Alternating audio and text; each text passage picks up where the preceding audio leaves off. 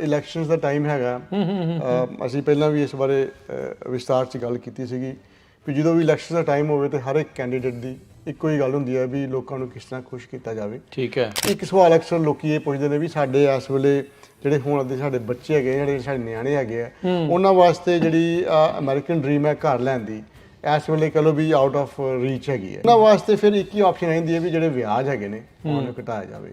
ਸੋ ਵਿਆਜ ਘਟਣ ਦੇ ਚਾਂਸਸ ਕਾਫੀ ਅੱਛੇ ਹੈਗੇ ਨੇ ਇਸ ਸਾਲ ਦੇ ਵਿੱਚ।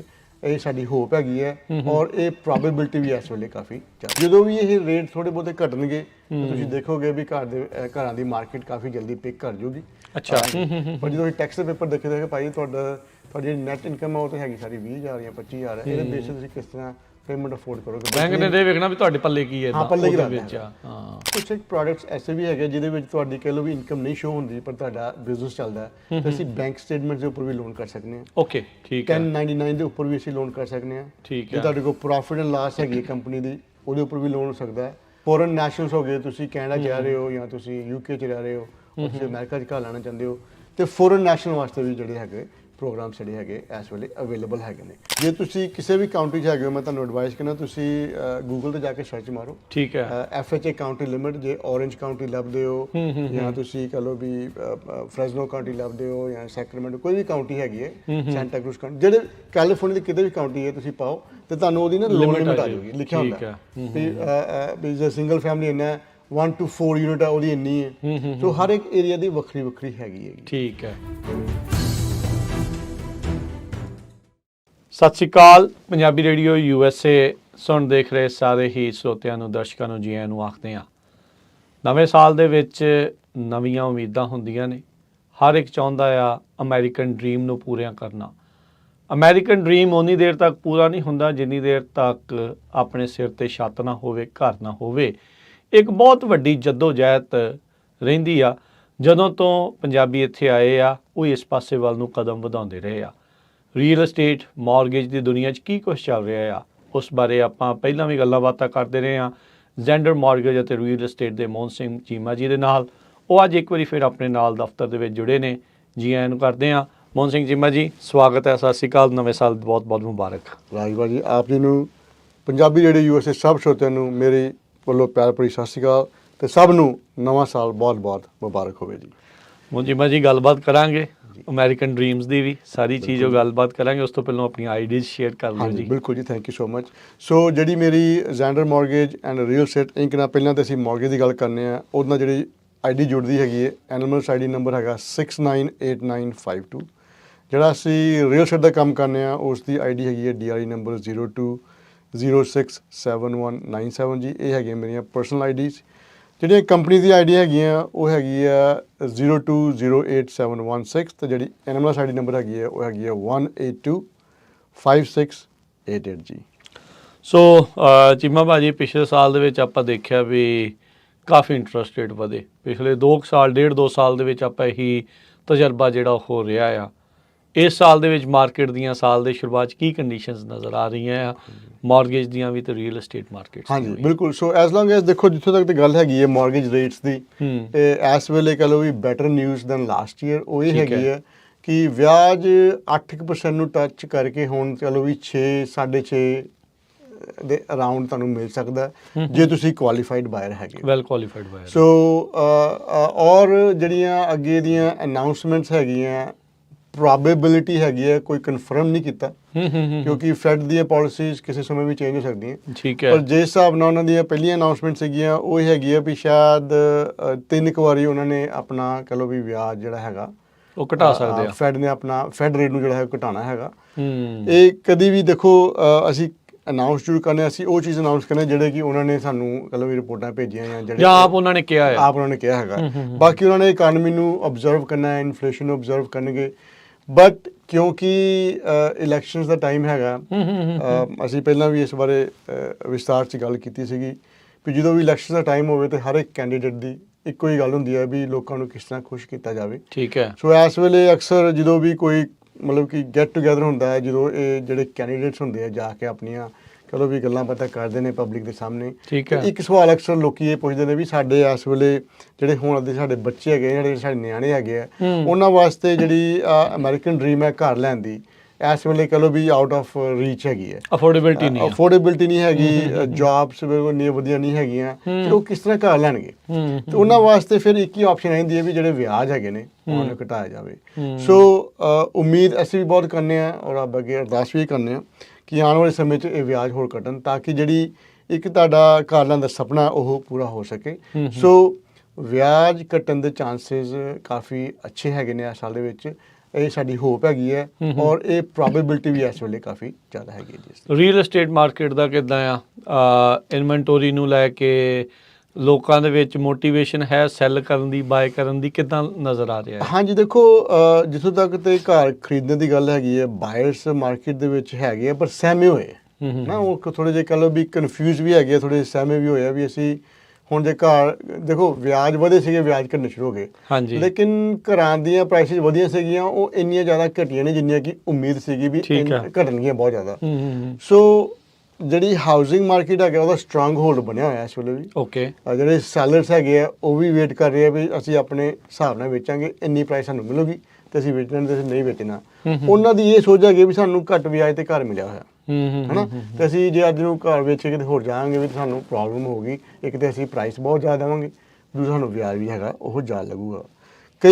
ਕਈਆਂ ਨੇ ਵੇਚਣਾ ਹੀ ਵੇਚਣਾ, ਉਹਨਾਂ ਦੇ ਆਪਣੇ ਰੀਜ਼ਨਸ ਹੋ ਸਕਦੇ, ਕਿਸੇ ਨੂੰ ਪੈਸੇ ਦੀ ਲੋੜ ਹੈ, ਕਿਸੇ ਨੇ ਮੂਵ ਹੋਣਾ ਹੈ, ਕਿਸੇ ਕੋ ਇੱਕ ਦੋ ਐਕਸਟਰਾ ਪ੍ਰਾਪਰਟੀਜ਼ ਹੈਗੀਆਂ, ਤੇ ਉਹਨਾਂ ਦੇ ਆਪਣੇ ਰੀਜ਼ਨ ਹੈਗੇ ਆ। ਸੋ ਸੈਲਰਸ ਮਾਰਕੀਟ 'ਚ ਹੈਗੇ ਆ ਪਰ ਬਹੁਤ ਜ਼ਿਆਦਾ ਨਹੀਂ ਹੈਗੇ। ਇਨਵੈਂਟੋਰੀ ਦੀ ਸ਼ਾਰਟੇਜ ਅਮਰੀਕਾ ਵਿੱਚ ਕਾਫੀ ਸਮੇਂ ਤੋਂ ਹੈਗੀ ਹੈ ਔਰ ਇਸ ਜਿਹੜੀ ਸਿਚੁਏਸ਼ਨ ਨੇ, ਜਿਹੜੀ ਕਿ ਆ ਪਿਛਲੇ ਸਾਲ ਦੀ ਸਿਚੁਏਸ਼ਨ ਸੀਗੀ, ਹਾਈ ਰੇਟਸ, ਜਿਹੜੇ ਘਰ ਦੀ ਕੰਸਟਰਕਸ਼ਨ ਕਾਸਟ ਹੈਗੀ ਹੈ ਇਹ ਇਸ ਵੇਲੇ ਬਹੁਤ ਜ਼ਿਆਦਾ ਹੈਗੀ ਹੈ, ਉਹਦੇ ਕਾਰਨ ਜਿਹੜੀ ਇਨਵੈਂਟੋਰੀ ਹੈਗੀ ਹੈ ਇਹਦੀ ਸ਼ਾਰਟੇਜ ਐਕਚੁਅਲੀ ਹੋਰ ਵੱਧ ਗਈ ਹੈਗੀ ਹੈ। ਤੇ ਨਵੇਂ ਘਰ ਵਗੈਰਾ ਬਣ ਰਹੇ ਆ, ਬਿਲਡਰਸ ਦਾ ਕੀ ਰੁਝਾਨ ਆ ਮਾਰਕੀਟ ਨੂੰ ਦੇਖਦੇ ਹੋਏ, ਕੀ ਉਹ ਸੋਚ ਰਹੇ ਆ? ਹਾਂਜੀ, ਬਿਲਡਰਸ ਦੇਖੋ ਉਹਨਾਂ ਦਾ ਕੰਮ ਇਸ ਵੇਲੇ ਰੀਜ਼ਨੇਬਲੀ ਠੀਕ ਹੀ ਹੈਗਾ, ਪਰ ਉਹਨਾਂ ਦੀ ਵੀ ਸਪੀਡ ਜਿਹੜੀ ਹੈਗੀ ਥੋੜੀ ਜਿਹੀ ਘਟੀ ਹੋਈ ਹੈ, ਸਲੋ ਡਾਊਨ ਕਰਤਾ ਉਹਨਾਂ ਨੇ। ਆਲਦੋ ਗਵਰਨਮੈਂਟ ਦੀਆਂ ਪਾਲਿਸੀ ਚੇਂਜ ਹੋ ਰਹੀਆਂ ਥੋੜੀ, ਉਹ ਇਹ ਕਰ ਰਹੇ ਆ ਵੀ ਜਿਵੇਂ ਸਟੇਟ ਆਫ ਕੈਲੀਫੋਰਨੀਆ ਦੇ ਵਿੱਚ ਜਾਂ ਜਿਹੜੀ ADU ਦੀ ਅਸੀਂ ਗੱਲ ਕਰਨੀ ਹੈ, ਤੁਸੀਂ ਅੱਜ ਘਰ ਦੇ ਵਿੱਚ ਇੱਕ ਹੋਰ ਘਰ ਬਣਾ ਸਕਦੇ ਹੋ,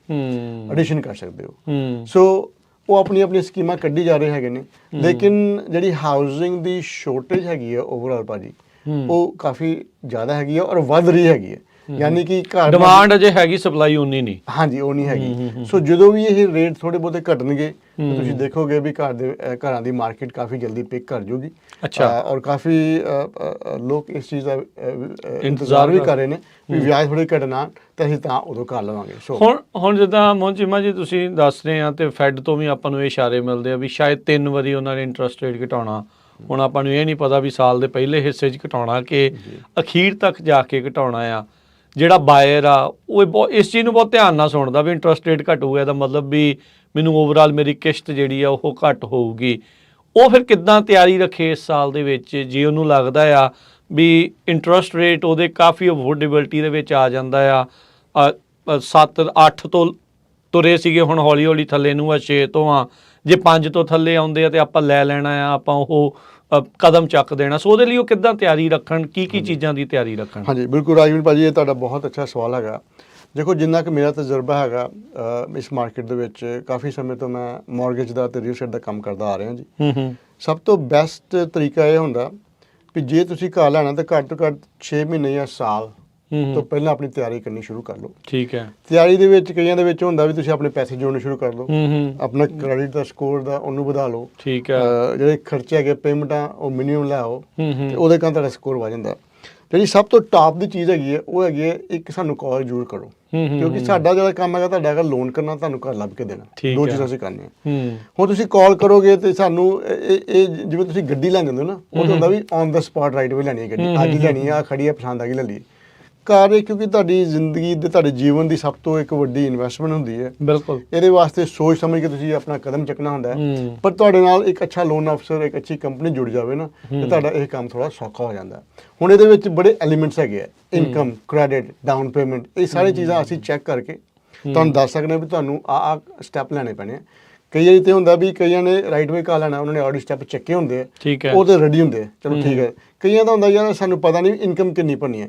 ਹੁਣ ਸਾਡੀ ਜੇ ਅਸੀਂ ਕਮਿਊਨਿਟੀ ਦੀ ਗੱਲ ਕਰੀਏ ਵੀਰ ਜੀ, ਹਾਂਜੀ ਤੇ ਕਾਫੀ ਸਾਡੇ ਭੈਣ ਭਰਾ ਟਰੱਕਿੰਗ ਬਿਜ਼ਨਸ ਨੇ, ਹਾਂਜੀ, ਜਾਂ ਸਟੋਰਾਂ ਵਾਲੇ ਆ, ਸਟੋਰਾਂ ਦੇ ਬਿਜ਼ਨਸ ਨੇ, ਕਈਆਂ ਦੇ ਕਹ ਲਓ ਵੀ ਹੋਰ ਮਤਲਬ ਕਿ ਸੈਲਫ ਰੈਂਟਰਸ ਨੇ, ਲੈਂਡਲੋਰਡਸ ਨੇ, ਬਹੁਤ ਕੁਛ ਨੇ ਜੀ, ਬਿਲਕੁਲ ਇਦਾਂ। ਸੈਲਫ ਇੰਪਲੋਇਡ ਬਾਇਰ ਸਾਡੇ ਬਹੁਤ ਜ਼ਿਆਦਾ ਹੈਗੇ ਆ। ਉਹਦੇ ਵਿੱਚ ਜਿਹੜੀ ਇੱਕ ਪ੍ਰੋਬਲਮ ਆ ਜਾਂਦੀ ਹੈ ਅਕਸਰ, ਉਹ ਹੁੰਦੀ ਹੈ ਵੀ ਇਨਕਮ ਬਹੁਤ ਹੁੰਦੀ ਹੈ, ਗ੍ਰੋਸ ਰੈਵਨਿਊ ਜਿਹੜਾ ਹੈਗਾ ਉਹ ਮੋਟਾ ਹੁੰਦਾ, ਜਿਹੜੀ ਨੈਟ ਇਨਕਮ ਹੈ ਉੱਥੇ ਜਾ ਕੇ ਚੱਕਰ ਪਾ ਜਾਂਦਾ। ਤੇ ਜਦੋਂ ਲੋਨ ਦੀ ਐਪਲੀਕੇਸ਼ਨ ਸਾਨੂੰ ਲੱਗਦੀ ਹੈ, ਨਹੀਂ ਪਾਈ ਸਾਡੀ ਤਾਂ $2 ਮਿਲੀਅਨ ਦੀ ਇਨਕਮ ਹੈ, ਤੇ ਅਸੀਂ ਤਾਂ ਸਾਡੇ ਵਾਸਤੇ ਘਰ ਲੈਣਾ ਕੋਈ ਵੱਡੀ ਗੱਲ ਨਹੀਂ ਹੈਗੀ। ਪਰ ਜਦੋਂ ਅਸੀਂ ਟੈਕਸ ਦੇ ਪੇਪਰ ਦੇਖੇ ਭਾਈ ਤੁਹਾਡੀ ਜਿਹੜੀ ਨੈਟ ਇਨਕਮ ਹੈ ਉਹ ਤਾਂ ਹੈਗੀ ਸਾਰੀ 20,000 ਜਾਂ 25,000 ਹੈ, ਇਹਦੇ ਬੇਸ ਤੇ ਤੁਸੀਂ ਕਿਸ ਤਰ੍ਹਾਂ ਪੇਮੈਂਟ ਅਫੋਰਡ ਕਰੋਗੇ। ਬੈਂਕ ਨੇ ਦੇਖਣਾ ਵੀ ਤੁਹਾਡੀ, ਬੈਂਕ ਨੇ ਦੇ ਵੇਖਣਾ ਵੀ ਤੁਹਾਡੇ ਪੱਲੇ ਕੀ ਹੈ, ਪੱਲੇ ਕੀ ਵਿੱਚ ਆ।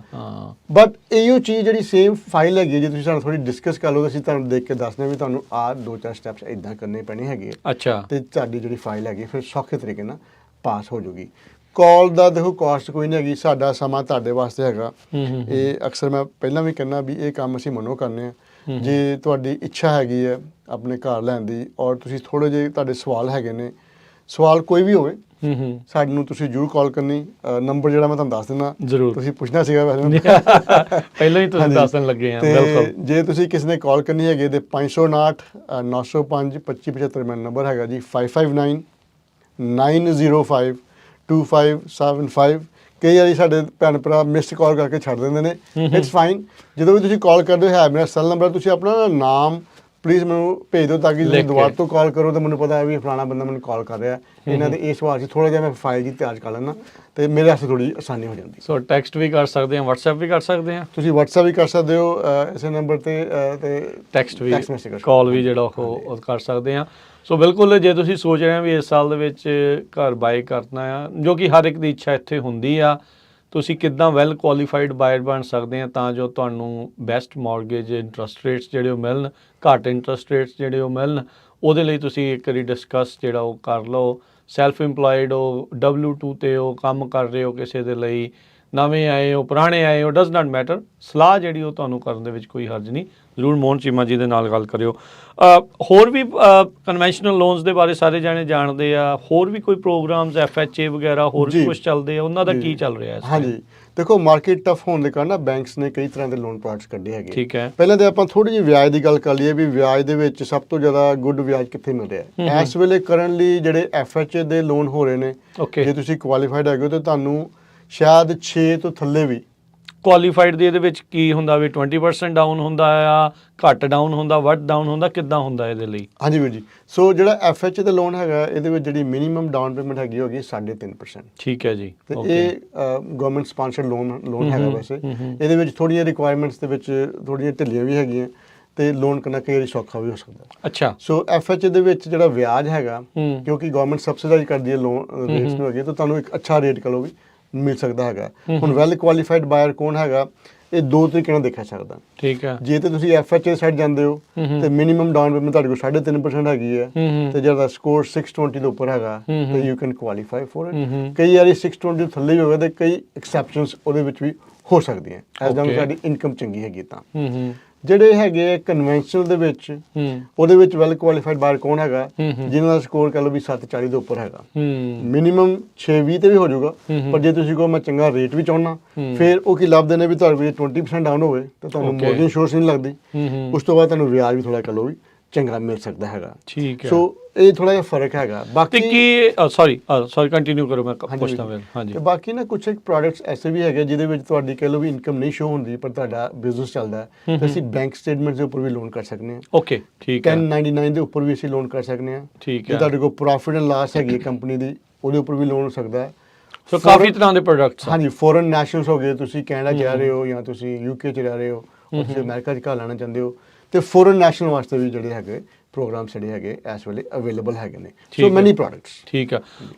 ਹੁਣ ਜਿੱਦਾਂ ਬੰਦਾ ਕਈ, ਜਦੋਂ ਤੁਸੀਂ FHA ਦੱਸਦੇ ਵੀ 3.5% ਦੇ ਉੱਤੇ 6% ਤੱਕ ਇੰਟਰਸਟ ਰੇਟ ਜਾਂ ਉਹ ਤੋਂ ਘੱਟ ਵੀ ਮਿਲ ਜਾਣਾ, ਬੰਦਾ ਸੋਚਦਾ ਵੀ ਮੈਂ ਬੇ ਏਰੀਏ 'ਚ ਨਾ ਘਰ ਲੈ ਲਵਾਂ ਜਾਂ ਕਾਊਂਟੀ। ਇਹ ਫਿਰ ਜਿਹੜੇ FHA ਪ੍ਰੋਗਰਾਮਸ ਆ, ਕੀ ਇਹ ਫਿਰ ਕਾਊਂਟੀ ਬੇਸਡ ਹੁੰਦੇ ਆ ਜਾਂ ਇਹਨਾਂ ਦੀ ਕੋਈ ਲਿਮਿਟ ਹੁੰਦੀ ਹੈ ਵੀ ਇੱਥੇ ਤੱਕ ਦੇ ਜਿਹੜੇ ਲੋਨਸ ਆ ਉਹ ਉਹਦੇ ਵਿੱਚ ਹੁੰਦੇ ਆ? ਹਾਂਜੀ ਵੀਰ ਜੀ, ਵੈਰੀ ਗੁੱਡ ਕੁਐਸਚਨ। ਜਿਹੜੇ ਦੇਖੋ FHA ਲੋਨ ਹੈਗੇ ਆ ਉਹਨਾਂ ਦੀ ਨਾ ਲੋਨ ਲਿਮਿਟਸ ਬਣੀਆਂ ਹੁੰਦੀਆਂ। ਠੀਕ ਹੈ। ਜੇ ਤੁਸੀਂ ਕਿਸੇ ਵੀ ਕਾਉਂਟੀ 'ਚ ਹੈਗੇ ਹੋ, ਮੈਂ ਤੁਹਾਨੂੰ ਐਡਵਾਈਸ ਕਰਨਾ ਤੁਸੀਂ ਗੂਗਲ ਤੇ ਜਾ ਕੇ ਸਰਚ ਮਾਰੋ। ਠੀਕ ਹੈ। FHA ਕਾਉਂਟੀ ਲਿਮਿਟ, ਜੇ ਔਰੇਂਜ ਕਾਉਂਟੀ ਲੱਭਦੇ ਹੋ ਜਾਂ ਤੁਸੀਂ ਕਹ ਲਓ ਵੀ ਫ੍ਰੈਜ਼ਨੋ ਕਾਉਂਟੀ ਲੱਭਦੇ ਹੋ ਜਾਂ ਸੈਕਰਾਮੈਂਟੋ, ਕੋਈ ਵੀ ਕਾਉਂਟੀ ਹੈਗੀ ਹੈ, ਸੈਂਟਾ ਕਰੂਜ਼ ਕਾਉਂਟੀ, ਜਿਹੜੇ ਕੈਲੀਫੋਰਨੀਆ ਦੀ ਕਿਤੇ ਵੀ ਕਾਉਂਟੀ ਹੈ ਤੁਸੀਂ ਪਾਓ ਤੇ ਤੁਹਾਨੂੰ ਉਹਦੀ ਨਾ ਲੋਨ ਲਿਮਿਟ ਆ ਜਾਊਗੀ, ਲਿਖਿਆ ਹੁੰਦਾ ਵੀ ਜੇ ਸਿੰਗਲ ਫੈਮਿਲੀ ਇੰਨਾ 1 to 4 ਯੂਨਿਟ ਆ ਉਹਦੀ ਇੰਨੀ ਹੈ। ਸੋ ਹਰ ਇੱਕ ਏਰੀਆ ਦੀ ਵੱਖਰੀ ਵੱਖਰੀ ਹੈਗੀ। ਠੀਕ ਹੈ। ਸੋ ਇਹ ਹੈਗੀ ਹੈ, ਇਦਾਂ ਹੀ ਕਨਵੈਨਸ਼ਨਲ ਦੀ ਵੀ ਹੈਗੀ ਬਣੀ। ਸੋ ਤੁਸੀਂ ਚੈੱਕ ਕਰ ਸਕਦੇ ਹੋ ਆਪਣੀ ਕਾਉਂਟੀ ਹਿਸਾਬ ਨਾਲ ਵੀ ਤੁਸੀਂ ਕਿਹੜੇ ਕਾਉਂਟੀ 'ਚ ਹੈਗੇ ਹੋ। ਗੂਗਲ 'ਤੇ ਜਾ ਕੇ ਸਰਚ ਮਾਰੋ ਤੇ ਤੁਹਾਨੂੰ ਦੱਸ ਦੇਣਗੇ ਵੀ ਆਹ ਕਾਉਂਟੀ ਦੀ ਆਹ ਲਿਮਿਟ ਹੈਗੀ। ਤੇ ਕੀ FHA ਲੋਨਸ ਨੂੰ ਕਨਵੈਨਸ਼ਨਲ ਦੇ ਵਿੱਚ ਫਿਰ ਬਾਅਦ ਦੇ ਵਿੱਚ ਬਦਲਿਆ ਜਾ ਸਕਦਾ? ਫਾਇਦਾ ਕਿਹਦੇ ਵਿੱਚ ਇਵੈਂਚੁਅਲੀ ਬੰਦੇ ਨੂੰ, ਕਲਾਇੰਟ ਨੂੰ ਕਿਹਦੇ ਵਿੱਚ ਬੈਨੀਫਿਟ ਜ਼ਿਆਦਾ ਰਹਿੰਦਾ? ਹਾਂਜੀ ਦੇਖੋ, ਐਕਚੁਅਲੀ ਇਵੈਂਚੁਅਲੀ ਇਨ ਦਾ ਲੌਂਗ ਰਨ ਤੁਸੀਂ ਇਹਨੂੰ ਕਨਵੈਨਸ਼ਨਲ ਤੁਹਾਨੂੰ ਕਨਵਰਟ ਕਰਨ ਦੇ ਵਿੱਚ ਥੋੜਾ ਜਿਹਾ ਫਾਇਦਾ ਹੁੰਦਾ, ਕਿਉਂਕਿ FHA ਵਿੱਚ ਲੱਗਦੀ ਹੈ ਮੌਰਗੇਜ ਇੰਸ਼ੋਰੈਂਸ। ਅੱਛਾ। ਹੈ ਨਾ, ਕਿਉਂਕਿ ਤੁਸੀਂ ਘੱਟ ਡਾਊਨ ਪੇਮੈਂਟ 3.5% ਉਹਨਾਂ ਦਾ ਹੈਗਾ, ਉਹਨਾਂ ਨੇ ਤੁਹਾਨੂੰ ਲਾਣੀ ਹੈ। ਜਿਹੜਾ ਕਨਵੈਨਸ਼ਨਲ ਹੈਗਾ, ਜਦੋਂ ਤੁਹਾਡੀ 20% ਘਰ ਦੇ ਵਿੱਚ ਐਕੁਇਟੀ ਬਣ ਜਾਂਦੀ ਹੈ ਜਾਂ ਤੁਸੀਂ 20% ਡਾਊਨ ਸ਼ੁਰੂ ਦੇ ਦਿਓ ਤਾਂ ਤੁਹਾਨੂੰ ਲੱਗਦੀ ਨਹੀਂ, ਹੈ ਨਾ। ਸੋ ਇਸ ਚੀਜ਼ ਨੂੰ ਤੁਸੀਂ FHA ਨੂੰ ਲੈ ਕੇ ਜਦੋਂ ਕੱਲ ਨੂੰ ਵਿਆਜ ਹੋਰ ਕੱਟ ਜਾਂਦੇ ਆ, ਤੁਹਾਡੀ ਹੋਪਫੁਲੀ ਘਰ ਦੀ ਐਕੁਇਟੀ ਵੱਧ ਜਾਂਦੀ ਜਾਂ ਤੁਸੀਂ ਪੈਸੇ ਜੋੜ ਲੈਂਦੇ ਹੋ, ਤੇ ਫਿਰ ਤੁਸੀਂ ਉਹਨੂੰ ਰੀਫਾਈਨੈਂਸ ਕਰਕੇ ਉਸ ਚੀਜ਼ ਨੂੰ ਉਹਦੇ ਚੋਂ ਕੱਢ ਸਕਦੇ ਹੈਗੇ ਹੋ। ਠੀਕ ਹੈ। ਸੋ ਥੋੜਾ ਜਿਹਾ ਫਰਕ ਹੈਗਾ ਪ੍ਰੋਡਕਟਸ ਦੇ ਵਿੱਚ। FHA ਬਣਿਆ ਹੈਗਾ ਬੇਸਿਕਲੀ ਇਹ ਗਵਰਨਮੈਂਟ ਅਸਿਸਟੈਂਸ, ਪੈਰ ਧਰਾਉਣ ਨੂੰ ਆ ਵੀ ਤੁਸੀਂ ਘਰ ਖਰੀਦ ਲਓ, ਘਰ 'ਚ ਐਂਟਰ ਹੋ ਜਾਓ। ਉਸ ਤੋਂ ਬਾਅਦ ਜੇ ਤੁਸੀਂ ਇਹਨੂੰ ਕਨਵਰਟ ਕਰਨਾ ਕਨਵੈਨਸ਼ਨਲ ਦੇ ਵਿੱਚ, ਤੁਸੀਂ ਫਿਰ ਦੁਬਾਰਾ ਤੋਂ ਅਪਲਾਈ ਕਰਕੇ ਨਾ ਫਿਰ ਸਲਾਹ ਕਰਕੇ ਉਸ ਨੂੰ ਤੁਸੀਂ ਕਰ ਸਕਦੇ ਹੋ। ਹਾਂਜੀ ਠੀਕ ਹੈ। ਤੁਸੀਂ ਗੱਲ ਕੀਤੀ ਸੀਗੀ ਵੀ ਫਾਈਲਸ ਦੀ, ਪੇਪਰ ਵਰਕ ਦੀ। ਆਪਣੇ ਵੀ ਕਈਆਂ ਨੂੰ ਇਹ ਹੁੰਦਾ ਆ ਵੀ ਭਾਈ ਅਸੀਂ ਜੇ ਤੁਹਾਨੂੰ ਦਿਖਾਉਂਦੇ ਆ ਕਿਤੇ ਤੁਸੀਂ ਸਾਡੀ ਇਨਕਮ ਬਾਰੇ ਜਾਂ ਸਾਡੀਆਂ ਚੀਜ਼ਾਂ ਗੱਲਾਂ ਕਿਸੇ ਦੇ ਨਾਲ ਨਹੀਂ ਡਿਸਕਸ ਕਰਦੇ, ਇੱਕ ਕਲਾਇੰਟ ਪ੍ਰਿਵਿਲੇਜ ਜਾਂ ਪ੍ਰਾਈਵੇਸੀ ਨੂੰ ਜਿਹੜਾ ਉਹ ਲੈ ਕੇ ਉਸ ਨੂੰ ਫਿਰ ਤੁਸੀਂ ਕਿੱਦਾਂ ਮੈਨੇਜ ਕਰ ਰਹੇ ਹੋ? ਹਾਂਜੀ, ਇਹ ਵੀ ਇੱਕ ਬਹੁਤ ਅੱਛਾ ਸਵਾਲ ਤੁਹਾਡਾ ਹੈਗਾ। ਦੇਖੋ ਅਸੀਂ, ਕਿਉਂਕਿ ਮੈਂ ਵੀ ਪੰਜਾਬੀ ਹੈਗਾ, ਕੰਪਨੀ ਵਿੱਚ ਸਾਡੇ ਕਾਫੀ ਟੀਮ ਮੈਂਬਰਸ ਵੀ ਮਿਕਸ ਹੈਗੇ ਆ, ਕੋਈ ਗੋਰਾ ਵੀ ਹੈਗਾ, ਕੋਈ ਹੋਰ ਵੀ ਹੈਗੇ ਆ। ਪਰ ਕਿਉਂਕਿ ਅਸੀਂ ਲੈਂਡਿੰਗ ਸਾਈਡ ਨੂੰ ਤੇ ਰੀਅਲ ਏਸਟੇਟ ਸਾਈਡ ਨੂੰ ਰਿਪਰੈਜ਼ੈਂਟ ਕਰਨੇ, ਜਿਹੜੇ ਸਾਡੇ ਲਾਇਸੈਂਸਿਸ ਹੈਗੇ ਆ, ਜਦੋਂ ਵੀ ਤੁਹਾਡਾ ਸ਼ੋਅ ਹੁੰਦਾ ਵੀਰ ਜੀ, ਜਦੋਂ ਮੈਂ ਤੁਹਾਡੇ ਸਟੂਡੀਓ 'ਚ ਆਉਣਾ ਤੇ ਸਭ ਤੋਂ ਪਹਿਲਾਂ ਤੁਸੀਂ ਮੇਰੀਆਂ IDs ਮੰਗਦੇ। ਬਿਲਕੁਲ ਜੀ। ਉਹ IDs ਨਾਲ ਸਾਡੇ ਜੁੜੇ ਹੋਏ ਆ ਬੜੇ ਹੋਰ ਤਰ੍ਹਾਂ ਦੇ, ਕਹਿ ਲਓ ਵੀ ਲਾਇਸੈਂਸਿਸ ਜਿਹੜੇ ਹੁੰਦੇ ਆ। ਤੇ ਲਾਇਸੈਂਸ ਜਦੋਂ ਅਸੀਂ ਕਲਾਸਿਸ ਲੈਂਦੇ ਆ, ਉਹਦੇ ਵਿੱਚ ਜਿਹੜੀਆਂ ਮੇਨ ਚੀਜ਼ਾਂ ਹੁੰਦੀਆਂ, ਇੱਕ ਹੁੰਦੀ ਹੈ ਵੀ ਤੁਸੀਂ ਕਲਾਇੰਟ ਦੀ ਪ੍ਰਾਈਵੇਸੀ। ਹੁਣ ਜੇ ਕੋਈ ਬੰਦਾ, ਤੁਸੀਂ ਸਾਡੇ ਆਫਿਸ 'ਚ 2 ਭਰਾ ਆ ਗਏ, ਹਨਾ, ਤੇ ਉਹ ਕਹਿਣ ਵੀ ਅਸੀਂ ਲੋਨ ਕਰਾਉਣਾ, ਇੱਕ ਭਰਾ ਨੇ ਐਪਲੀਕੇਸ਼ਨ ਲਾ, ਦੂਜਾ ਭਰਾ ਜੇ ਸਾਨੂੰ ਕਾਲ ਕਰਕੇ ਆਪਣੇ ਭਰਾ ਬਾਰੇ ਪੁੱਛਦਾ, ਤੇ ਅਸੀਂ ਕਹਿ ਲਓ ਵੀ ਈਜ਼ੀਲੀ ਡਿਸਕਲੋਜ਼ ਨਹੀਂ ਕਰਦੇ, ਐਜ਼ ਲੌਂਗ ਐਜ਼ ਉਹਨਾਂ ਦੋਵਾਂ ਦੀ ਸਹਿਮਤੀ ਹੋਵੇ। ਠੀਕ ਹੈ। ਜੋ ਕਹਿਣ ਵੀ ਠੀਕ ਹੈ ਮੇਰਾ ਬ੍ਰਦਰ, ਦੋਨਾਂ ਦੇ ਵੇਵਰ ਹੋਣ ਤਾਂ ਵੇਵਰ ਹੋਣ ਵੀ ਡਿਸਕਸ ਤੁਸੀਂ ਕਰ ਸਕਦੇ ਹੋ। ਸੋ ਜਿਹੜੀ ਪ੍ਰਿਵਿਲੇਜ ਹੈਗੀ, ਇਹਨੂੰ ਪ੍ਰਿਵਿਲੇਜ ਅਸੀਂ ਕਹਿੰਦੇ ਹਾਂ, ਵੀ ਜਿਹੜੀ ਤੁਹਾਡੀ ਇਨਫੋਰਮੇਸ਼ਨ ਹੈਗੀ ਹੈ ਇਹ ਅਸੀਂ ਬੜੀ ਕੌਨਫੀਡੈਂਸ਼ੀਅਲ ਰੱਖਦੇ ਹਾਂ, ਅਸੀਂ ਕਿਸੇ ਨਾਲ ਸ਼ੇਅਰ ਨਹੀਂ ਕਰਦੇ। ਰੀਜ਼ਨ ਬੀਇੰਗ ਵੀ ਤੁਹਾਡੀ, ਜੇ ਤੁਸੀਂ ਫਾਈਲ ਆਏ ਹੋ, ਤੁਸੀਂ ਸਾਡੇ ਨਾਲ ਆਏ, ਤੁਸੀਂ ਆਪਣੀ ਫਾਈਲ ਲਾਈ, ਸਾਡੇ ਨਾਲ ਲਾਈ। So just like any other bank ਜਾਂ any other lending institution, Zander mortgage and Zander real estate ਜਿਹੜੀ ਸਾਡੀ ਕੰਪਨੀ ਹੈਗੀ ਹੈ, ਇਹ ਇੱਕ ਲਾਇਸੈਂਸ ਕੰਪਨੀ ਹੈਗੀ ਹੈ, ਔਰ ਅਸੀਂ ਲਾਇਸੈਂਸ ਆ ਬੇਸਡ ਔਨ ਦੀ ਕੰਡੀਸ਼ਨਸ ਵੀ satisfied with the DRE and the NMLS। ਠੀਕ ਹੈ। ਉਹਦੇ ਵਿੱਚ ਅਸੀਂ ਇੱਕ ਤਰ੍ਹਾਂ ਦੀ ਓਥ ਹੀ ਹੁੰਦੀ ਹੈ ਸਾਡੀ ਵੀ ਅਸੀਂ ਆਪਣੇ ਕਲਾਇੰਟ ਦਾ ਪੂਰਾ ਖਿਆਲ ਰੱਖਾਂਗੇ। ਜੇ ਕੋਈ ਵੀ ਸਾਡੇ ਨਾਲ ਐਪਲੀਕੇਸ਼ਨ ਆਉਂਦਾ, ਭਾਵੇਂ ਤੁਸੀਂ ਕਿਸੇ ਵੀ ਸ਼ਹਿਰ 'ਚ ਹੈਗੇ ਹੋ, ਜਿਹੜਾ ਆਫਿਸ ਦਾ ਕੰਮ ਹੈ ਉਹ ਸਿਰਫ ਆਫਿਸ ਤੱਕ ਹੀ ਲਿਮਿਟਿਡ ਹੈਗਾ। ਠੀਕ ਹੈ। ਆਫਿਸ ਤੋਂ ਬਾਹਰ ਉਹ ਗੱਲ ਨਹੀਂ ਜਾਂਦੀ। ਸੋ that is the way। ਇਸੇ ਕਾਰਨ ਅਸੀਂ ਇੰਨੇ ਦੇਰ ਤੋਂ ਇਹ ਕੰਮ ਕਰ ਰਹੇ ਹਾਂ, ਸਕਸੈਸਫੁਲੀ ਕਰ ਰਹੇ ਹਾਂ, ਇਹਦੇ ਵਿੱਚ ਸਾਨੂੰ ਕੋਈ ਇਹੋ ਜਿਹਾ ਇਸ਼ੂ ਅੱਜ ਤੱਕ ਨਹੀਂ ਆਇਆ ਜੀ। ਤੁਸੀਂ ਵਿੱਚ ਜੇ ਐਕੁਇਟੀ ਦੀ ਗੱਲ ਕੀਤੀ ਸੀ ਵੀ ਘਰਾਂ 'ਚ ਐਕੁਇਟੀ ਬਣ ਜਾਂਦੀ ਹੈ ਜਦੋਂ ਖਾਸ ਕਰਕੇ ਪ੍ਰਾਈਸਿਸ ਵੱਧ ਜਾਂਦੇ ਆ ਜਾਂ ਤੁਸੀਂ ਇਨਫ ਪ੍ਰਿੰਸੀਪਲ ਜਿਹੜਾ ਉਹ ਪੇ ਕਰ ਦਿੰਦੇ ਆ ਵੀ ਐਕੁਇਟੀ ਬਣ ਜਾਂਦੀ ਆ। ਬਹੁਤ ਵਾਰੀ ਕਈ ਵਾਰੀ ਲੋਕ, ਪਰਿਵਾਰ ਨੇ ਜ਼ਰੂਰਤਾਂ ਹੁੰਦੀਆਂ ਰਹਿੰਦੀਆਂ ਨੇ, ਕਦੀ ਕੁਛ ਲੈਣਾ, ਕਦੀ ਕੁਛ ਜਾਣਾ ਆਉਣਾ, ਕਿਤੇ ਖਰਚਾ ਕਦੇ ਵੱਧ ਹੋ ਜਾਂਦਾ ਆ। ਉਹਦੇ ਲਈ ਫਿਰ ਬੰਦਾ ਸੋਚਦਾ ਆ ਵੀ ਪੈਸੇ ਲੈਣੇ ਆ, ਕਿਸੇ ਡਾਲਰ ਲੈਣੇ ਆ, ਕਈ ਵਾਰੀ ਆਪਣੀ ਐਕੁਇਟੀ 'ਚ ਵੀ ਹੱਥ ਪਾ ਲੈਂਦਾ, ਕਿਤੇ ਕੋਈ ਕ੍ਰੈਡਿਟ ਕਾਰਡ ਦੇ ਆ, HELOC ਤੇ ਕ੍ਰੈਡਿਟ ਕਾਰਡ, ਇਹਨਾਂ ਦੋਨਾਂ 'ਚੋਂ ਕਿਹੜੀ ਆਪਸ਼ਨ ਬੈਸਟ ਆ ਤੇ ਕਿਉਂ ਆ? ਹਾਂਜੀ ਦੇਖੋ, ਜਿਹੜੀ ਤੇ ਗੱਲ ਹੈਗੀ ਨਾ ਆਪਸ਼ਨ ਦੀ, ਜੇ ਤੁਹਾਡੇ ਘਰ ਦੇ ਵਿੱਚ ਚੰਗੀ ਐਕੁਇਟੀ ਬਣੀ ਹੈਗੀ ਹੈ ਜਾਂ ਤੁਹਾਡੇ ਕੋਲ 1-2 ਪ੍ਰਾਪਰਟੀਆਂ ਐਸੀਆਂ ਹੈਗੀਆਂ ਜਿਹੜੀਆਂ ਤੁਸੀਂ ਪੇਡ ਕਰਤੀਆਂ ਜਾਂ ਉਹਨਾਂ ਵਿੱਚ ਕਾਫੀ ਐਕੁਇਟੀ ਬਣ ਚੁੱਕੀ ਹੈਗੀ ਹੈ, ਤੇ HELOC is a little bit better option. Reason being ਵੀ ਇਹ ਤੁਸੀਂ ਇੱਕ ਤੇ ਵੱਡੀ ਅਮਾਊਂਟ ਚੁੱਕ ਸਕਦੇ ਹੋ। ਕੋਈ ਕਾਰਡਾਂ ਦੇ ਉੱਪਰ ਤੇ ਤੁਸੀਂ 10,000 ਚੁੱਕ ਲੋਗੇ ਜਾਂ 20,000 ਚੁੱਕ ਲੋਗੇ ਜਾਂ 30,000 ਚੁੱਕ ਲੋਗੇ। ਕਾਰ ਦੇ ਵਿੱਚ ਹੋ ਸਕਦਾ ਵੀ ਤੁਹਾਡੀ ਐਕੁਇਟੀ ਜ਼ਿਆਦਾ ਹੋਵੇ, ਤੁਹਾਡੀ 4 ਲੱਖ ਬਣ ਗਈ ਹੈ, ਤੁਸੀਂ ਉਹਦਾ 80% ਜਾਂ 90% ਤੱਕ ਲੈ ਸਕਦੇ ਹੋ, ਪੈਸਾ ਤੁਸੀਂ ਚੱਕ ਸਕਦੇ ਹੋ। ਫਿਰ ਇਹਨੂੰ ਤੁਸੀਂ ਯੂਜ਼ ਕਰਕੇ ਤੁਸੀਂ ਪੇ ਵੀ ਕਰ ਸਕਦੇ ਹੋ, ਕੋਈ ਇਹਦੇ ਵਿੱਚ ਪ੍ਰੀ ਪੇਮੈਂਟ ਪੈਨਲਟੀ ਨਹੀਂ ਹੈਗੀ। ਇੱਕ ਇਹਦੇ ਵਿੱਚ ਇਹ ਵੀ ਗੱਲ ਹੈਗੀ ਹੈ, ਜੇ ਤੁਸੀਂ ਹੀ ਲੌਕ ਚੁੱਕੇ ਤੁਸੀਂ ਕਨਫਰਮ ਕਰ ਲਿਓ ਆਪਣੇ ਅਕਾਊਂਟੈਂਟ ਨਾਲ, ਕਿਉਂਕਿ ਮੈਂ ਅਕਾਊਂਟੈਂਟ ਨਹੀਂ ਹੈਗਾ।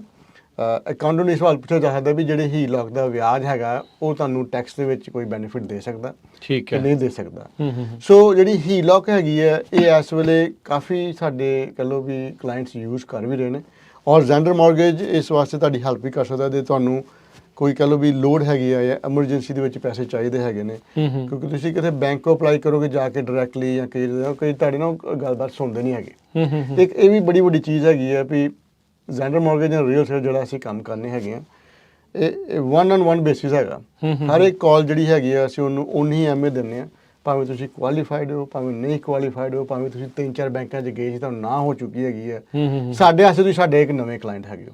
ਸੋ will take care of it. ਠੀਕ ਹੈ। ਬਾਕੀ ਜਦੋਂ ਤੱਕ ਗੱਲ ਹੈਗੀ ਆ ਵੀ ਕੰਪੇਅਰ ਟੂ ਤੁਸੀਂ ਜਿਵੇਂ ਪੁੱਛਿਆ ਵੀ ਕ੍ਰੈਡਿਟ ਕਾਰਡਾਂ ਦੇ ਤੁਸੀਂ ਪੈਸੇ ਚੱਕੋਗੇ ਉਹਨਾਂ ਦੇ ਵਿਆਜ ਬਹੁਤ ਜ਼ਿਆਦਾ ਹੁੰਦੇ ਆ, ਉਹਨਾਂ ਦੇ ਮਿਨੀਮਮ ਪੇਮੈਂਟਸ ਵੀ ਬਹੁਤ ਜ਼ਿਆਦਾ 20% ਤੇ ਅੱਜ ਕੱਲ੍ਹ। ਹਾਂ, ਨਾਲੇ ਤੁਸੀਂ ਇੱਕ ਦੇ ਕ੍ਰੈਡਿਟ ਕਾਰਡ ਦੇ ਪੈਸੇ ਚੱਕੋ ਤੁਹਾਡਾ ਸਕੋਰ ਵੀ ਕਾਫੀ ਥੱਲੇ ਆ ਜਾਂਦਾ ਹੈਗਾ। ਲੇਕਿਨ ਹੋਮ ਐਕੁਇਟੀ ਚੁੱਕੋਗੇ ਤੁਹਾਡੇ ਸਕੋਰ ਦੇ ਵਿੱਚ ਇੰਨਾ ਜ਼ਿਆਦਾ ਕਹੋ ਵੀ ਫਰਕ ਨਹੀਂ ਪੈਂਦਾ ਹੈਗਾ। ਤੇ ਮੈਂ ਦੇਖਿਆ ਕਈ ਲੋਕ ਨਾ ਪਹਿਲਾਂ ਹੀ ਚੱਕ ਲੈਂਦੇ ਤੇਰੇ ਕਾਰਡਾਂ ਦੇ ਪੈਸੇ ਚੱਕ ਕੇ ਫਿਰ ਸਾਡੇ ਕੋਲ ਆਉਂਦੇ ਭਾਜੀ ਹੁਣ ਅਸੀਂ ਨਾ ਹੀ ਲੌਕ ਕਰਾਣੀ ਹੈ ਤਾਂ ਅਸੀਂ ਆਪਣੇ ਕਾਰਡ ਪੇ ਕਰਨੇ ਆ। ਪਹਿਲਾਂ ਸਕੋਰ ਹੁੰਦਾ 760 ਤੇ ਉਹ ਆ ਗਿਆ 580 ਤੇ, ਕਿਉਂਕਿ ਉਹ ਜਿਹੜੀ ਤੁਹਾਡੀਆਂ ਹਾਈ ਲਿਮਿਟਸ ਹੈਗੀਆਂ ਹੁਣ ਬੈਂਕ ਦਾ ਵੀ ਰਿਸਕ ਬਹੁਤ ਹੋ ਚੁੱਕਿਆ, ਇਹਨਾਂ ਨੇ ਪੈਸੇ ਬਹੁਤ ਚੱਕ ਲਏ ਆਲਰੇਡੀ ਤੇ ਹੋਰ ਫਿਰ ਦਿੰਦੇ ਨਹੀਂ। ਹਾਂਜੀ, ਸੋ ਆਹ ਜਿਹਾ ਸਟੈਪ ਚੱਕਣ ਤੋਂ ਪਹਿਲਾਂ ਹਮੇਸ਼ਾ ਕਾਲ ਕਰਕੇ ਪੁੱਛ ਲਓ ਭਾਜੀ ਅਸੀਂ ਆਹ ਕਰਾਉਣਾ ਚਾਹੁੰਦੇ ਹਾਂ, ਸਾਨੂੰ ਪੈਸੇ ਦੀ ਲੋੜ ਹੈ, ਅਸੀਂ ਹੀ ਲੌਕ ਕਰਾਉਣਾ ਚਾਹੁੰਦੇ ਹਾਂ, ਅਸੀਂ ਸਟੇਟ ਆਫ ਕੈਲੀਫੋਰਨੀਆ ਦੇ ਵਿੱਚ ਠੀਕ ਹੈ। ਖਾਸ ਕਰ ਇੱਥੇ ਅਸੀਂ ਜ਼ਿਆਦਾ ਅਸੀਂ ਕੰਮ ਕਰਨੇ ਹੈਗੇ ਹਾਂ। ਸੋ ਕਿਸੇ ਵੀ ਭੈਣ ਜਾਂ ਭਰਾ ਨੂੰ ਕੋਈ ਲੋੜ ਹੈਗੀ ਹੈ, ਤੁਹਾਡੀ ਐਕੁਇਟੀ ਬਣੀ ਹੈਗੀ ਹੈ, ਤੁਹਾਡਾ ਕੋਈ ਸਵਾਲ ਹੈਗਾ ਇਸ ਮਾਮਲੇ ਵਿੱਚ ਤੁਸੀਂ ਸਾਨੂੰ ਜ਼ਰੂਰ ਕਾਲ ਕਰੋ। ਨੰਬਰ ਵੀ ਦੱਸ ਦਿਓ ਫਿਰ ਇੱਕ ਵਾਰੀ। ਹਾਂਜੀ, ਸੋ ਜਿਹੜਾ ਨੰਬਰ ਹੈਗਾ ਜੀ 559 905 2575 5599052575 ਇਹ ਨੰਬਰ ਜ਼ਰੂਰ ਤੁਸੀਂ ਸੇਵ ਕਰ ਲਓ।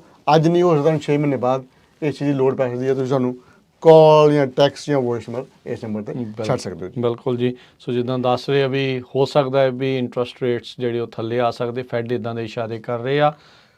ਇਹ ਕਈਆਂ ਦੇ ਲਈ ਗੁੱਡ ਨਿਊਜ਼ ਜਿਹੜੀ ਉਹ ਬਣ ਸਕਦੀ ਆ। ਸੋ ਆਪਣੀ ਤਿਆਰੀ ਰੱਖੋ, ਐਟਲੀਸਟ ਇਸ ਵਾਰੀ ਨਹੀਂ ਜਦੋਂ ਵੀ ਤੁਹਾਨੂੰ ਮੌਕਾ ਲੱਗਦਾ ਹੈ ਸਲਾਹ ਕਰਕੇ ਰੱਖੋ ਵੀ ਤੁਹਾਨੂੰ ਇਸ ਤੋਂ ਪਹਿਲਾਂ ਕੀ ਕੀ ਕਰਨਾ ਚਾਹੀਦਾ। ਕੰਟੈਕਟ ਮੋਹਨ ਚੀਮਾ ਜੀ ਦੇ ਨਾਲ ਤੁਸੀਂ ਜਿਹੜਾ ਜ਼ਰੂਰ ਕਰ ਲਿਓ।